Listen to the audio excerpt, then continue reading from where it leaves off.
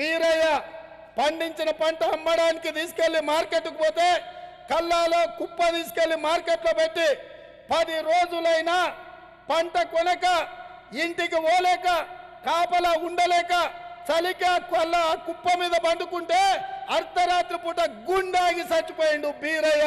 ఈ ప్రాంతానికి ఈ కామారెడ్డికి సంబంధించిన రైతు.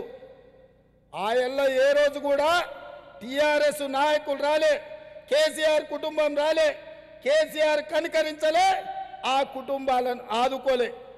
ఇవాళ వచ్చిండు, నాది కోనాపూర్, మా అమ్మ అక్కడనే పుట్టింది, మాది అదే ఊరు, ఇవాళ మీ దగ్గరకు వచ్చినా నన్ను ఆశీర్వదించండి అని నిన్న చెప్తున్నాడు.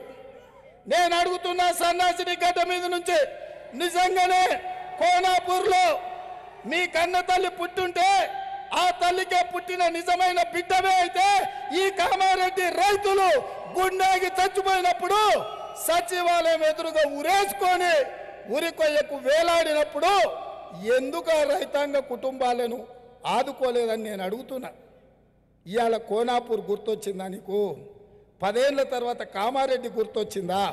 కామారెడ్డి ప్రజల ఓట్లు నీకు కావాలి కాబట్టి నక్క వినయాలు ప్రదర్శిస్తున్నావా? ఆయన చెప్తున్నాడు ఈ ప్రాంతాన్ని బంగారు తునక లెక్క చేస్తా అంటే. గజ్వేల్లో ఏం చేసినావు నాయన నువ్వు? ఎర్రవల్లిలో ఏం చేసినావు? పోదామా? మల్లన్న సాగర్ తెచ్చి ముంచలేదా? కొండ పోచమ్మల గజ్వేల్ రైతులను ముంచలేదా?